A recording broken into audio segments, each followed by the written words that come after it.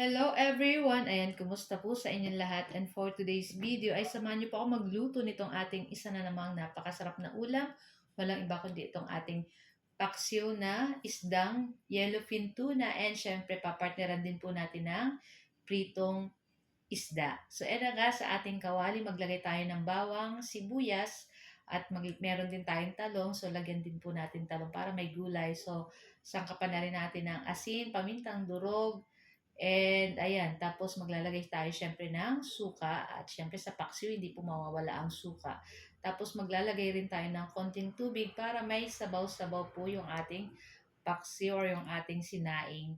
So yun nga, at lulutuin lang po natin yan ng ilang minuto. And syempre yung ating pong yellowfin tuna, madali po yung maluto compared sa mga tulingan. Ang tulingan po sa bangkulis ay medyo matagal-tagal silang lutuin kasi yung laman nila hindi katulad ng cellophane na malambot. Ayan.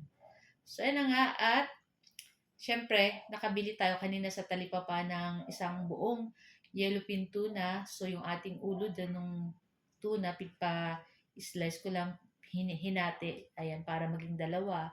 Tapos, so, madami naman po yung nabili namin. Malaki yung tuna. Kaya, yung laman, yun ang ating ipiprito. So, mga threesons ko guys, medyo mahina sa mga ganitong paksiw. Kaya naman, kaming matatanda lang ang kakain itong paksiw. So, sa kanila, yung pritong yellowfin na yan. So, napakasarap po ng paksiw na isda, lalo na yung lalo na guys kung sasamahan nyo ng um, ano yun, kamyas or kalamyas sa Tagalog. Ayun, lalo, kung tuyo, pwede din naman itong fresh na kamyas. Ayan.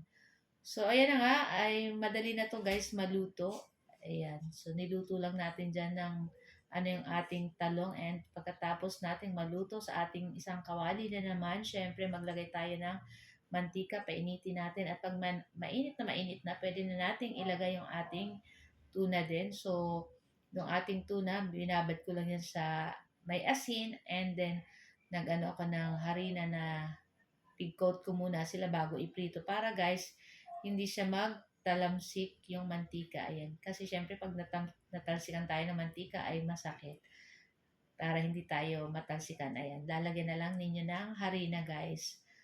So wala siyang talsik-talsik. Ayan. So babalik-balik na din lang po natin yan hanggang mag-golden brown.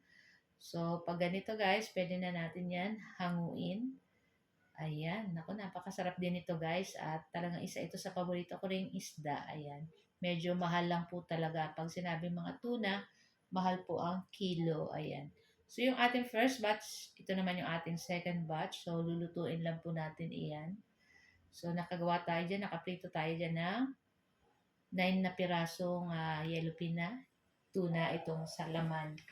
Tapos yun na nga yung ating pinaksi, yung ulo, yung buntot, saka yung isang laman. Madami na tayong naluto. Oh.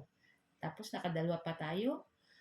Duwang klase na luto na ulam prito at paksiw. So na nga.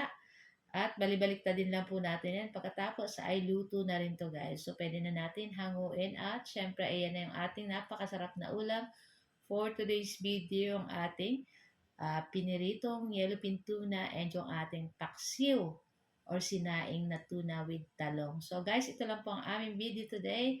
Don't forget to share our video. Thank you for watching. Bye!